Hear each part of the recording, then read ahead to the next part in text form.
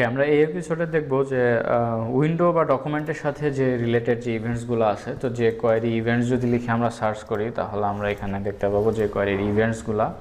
তো দেখেন load, resize, scroll এবং আনলোড আছে। তো এখন ব্যাপারটা হচ্ছে যে এই তিনটা জিনিস হচ্ছে সবচেয়ে বেশি গুরুত্বপূর্ণ। লোড, রিসাইজ এবং স্ক্রোল, এই তিনটা জিনিস আমাদের ম্যাক্সিমাম সময় লাগবে।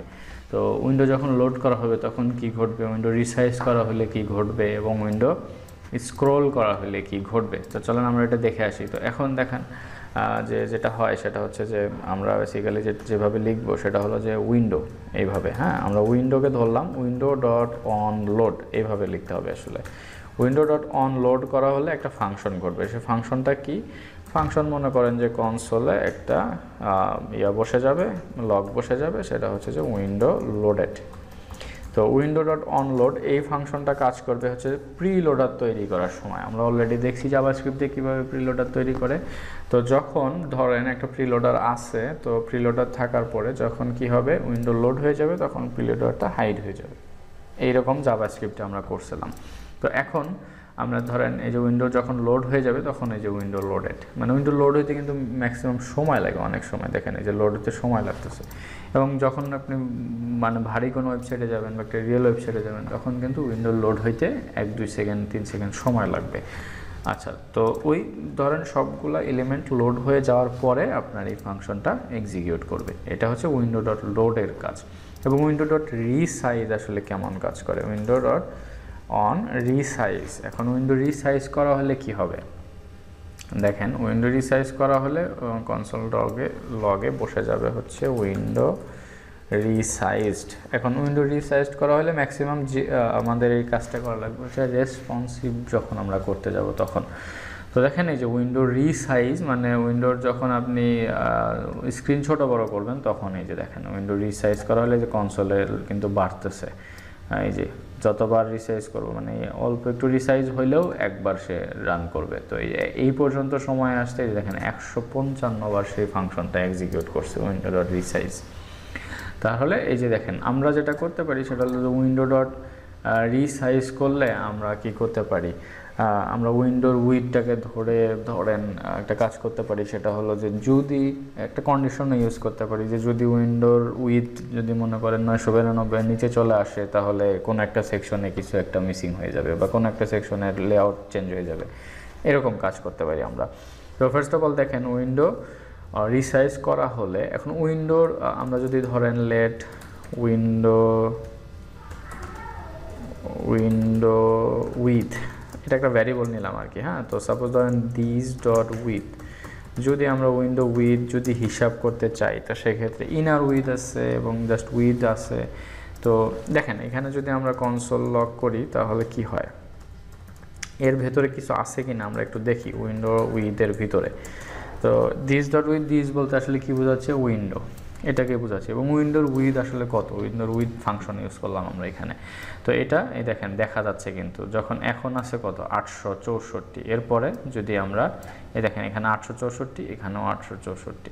তো এখন যদি আরও ছোট করি যে 828। তো এখন মনে করেন আমরা কি করতে পারি, যদি একটা কন্ডিশন চালাই দিতে পারি, if window with is less than অথবা ইজ গ্রেটার দ্যান, মনে করেন যে ইজ লেস দ্যান যদি ধরেন 900 পিক্সেলের মতো হয়, এখানে পিক্সেল দিতে হবে না, জাস্ট 900 দিলেই হবে। তো এখন ব্যাপারটা হচ্ছে যে যদি উইন্ডোর উইথ 900 পিক্সেলের কম হয় তাহলে একটা অ্যালার্ট দিয়ে দিবে বা একটা কনসোলে একটা কিছু একটা আসবে, সাপোজ স্মল স্ক্রিন। আচ্ছা, এইখানে আসলে আমরা কি করতে পারি, এখানে ধরেন এখানে কোনো কিছু ধরেন মোবাইল মেনুর বাটনটা হাইড করে দিতে পারি। মোবাইল মেনু আমরা কোনো একটা সেকশনে কিছু একটা করতে পারি যখন যদি দরকার হয় আমাদের এইভাবে, হ্যাঁ। ম্যাক্সিমাম টাইমে লাগবে, বিভিন্ন প্রজেক্টসে লাগবে আপনাদের এই জিনিসটা। তো দেখেন 900 যদি কম হয় তাহলে যে ফুল স্ক্রিন, স্মল স্ক্রিন 900-র উপরে গেলে আর হবে না, দেখেন না এইটার উপরে গেলে হবে না, কিন্তু যখনই আপনি 900 ক্রস করে ফেলবেন এই যে নিচে চলে আসবেন তখনই এটা আসবে। এবং আপনি দেখেন এটা যদি আরও নিচে আসেন আবার আসবে। তো এই হচ্ছে ব্যাপার, মানে যতবারই নিচে আসবেন ততবারই ফাংশনটা এক্সিকিউট করবে, এই যে এক্সিকিউট হচ্ছে। কিন্তু যখনই আপনি এটার উপরে চলে যাবেন তখন আর এক্সিকিউট হবে না, এই যে এরকম। এখন আর এই যে যখনই 900 ক্রস হবে তখন এরকম হবে আর কি। তো এই হচ্ছে ব্যাপার। তো এখন উইন্ডো ডট রিসাইজ আমরা দেখলাম উইন্ডো ডট রিসাইজ কীভাবে কাজ করে। উইন্ডো ডট স্ক্রোল আসলে কিভাবে কাজ করে দেখেন। উইন্ডো স্ক্রোল আমরা কিভাবে কাজ করে দেখেন। উইন্ডো যখন আমরা স্ক্রোল করব তখন করে, এটা অলরেডি কিন্তু আমরা দেখছিলাম জাভাস্ক্রিপ্টে। যখন মনে করেন যে আমরা কি করি, ওই স্ক্রোল টপের যে বাটনগুলো আছে সেটা কিন্তু আমরা করে দেখছিলাম এয়ারনাইকি প্রজেক্টসের জাভাস্ক্রিপ্ট দিয়ে, ঠিক এক্স্যাক্টলি এই জিনিসটা কিন্তু এখানে করে। তো উইন্ডো ডট স্ক্রোল করা হলে আমাদের সাপোজ মনে করেন যে একটা ফাংশন এক্সিকিউট হবে, হ্যাঁ, কনসোল ডট লগ। এইখানে আমরা কি করতে পারি,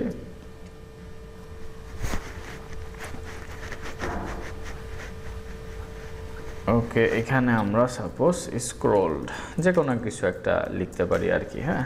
তো এইভাবে আমরা এটাকে লিখতে পারি। তো দেখেন উইন্ডো যখন স্ক্রোল করা হবে, এখন উইন্ডো তো স্ক্রোল করার মতো জায়গায় নাই, ঠিক আছে। তো সেক্ষেত্রে আমাদের এখানে কি লাগবে, আমাদের এখানে হাইটটা অনেক বড় হওয়া লাগবে। তো স্টাইলে হাইট দিলাম মনে করেন যে 1000 পিক্সেল, তাহলে সেটাকে স্ক্রোল করতে পারবে। এখন যদি আমরা যে স্ক্রোল, এই যে দেখেন উইন্ডো স্ক্রোল করা হলে এই যে ফাংশনটা এক্সিকিউট হচ্ছে, ঠিক আছে, এই হচ্ছে ব্যাপার। এখন স্ক্রোল করা হলে এই যে স্ক্রোল বারের পজিশনটাকে ধরে আমরা কিন্তু কিছু একটা করতে পারি। যখন ধরেন 100 পিক্সেল বা 200 পিক্সেল স্ক্রল হয়ে আসবে তখন কি ঘটবে আসলে, তো সেটা আমরা করতে পারি। তো এই ক্ষেত্রে আমরা কি করতে পারি, একটা ভ্যারিয়েবল নিলাম, নেওয়ার পরে কত পিক্সেল স্ক্রল হয়েছে সেটা আমরা ধরতে পারি। স্ক্রোল বার সাপোজ মনে করেন যে পজিশন, হ্যাঁ, scroll bar position equal to, okay, window scroll হচ্ছে দিস ডট স্ক্রোল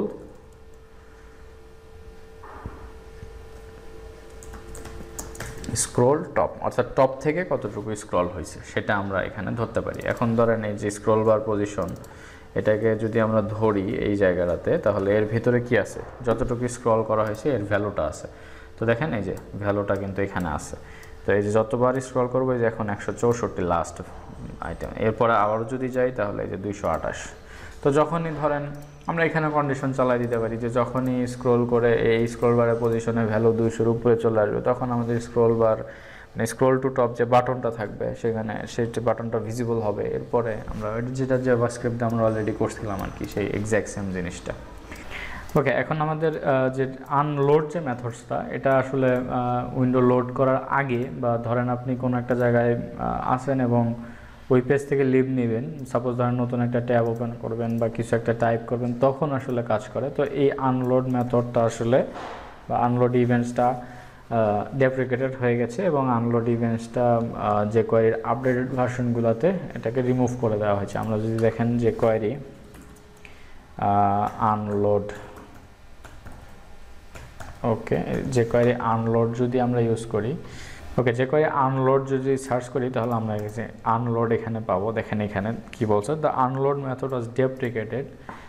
আচ্ছা, যে কোয়ারিতে এটা ডেপ্রিকেটেড হয়ে গেছে, এবং যে কোয়ারির 1.18 ভার্সন থেকে এটা আসলে ডেপ্রিকেটেড হয়ে গেছে এবং রিমুভ করা হয়েছে 3.0-তে, অর্থাৎ 3.0 ভার্সনে এটাকে রিমুভ করে ফেলা হয়েছে। এই ফাংশনটা এখন আর কাজ করতেছে না।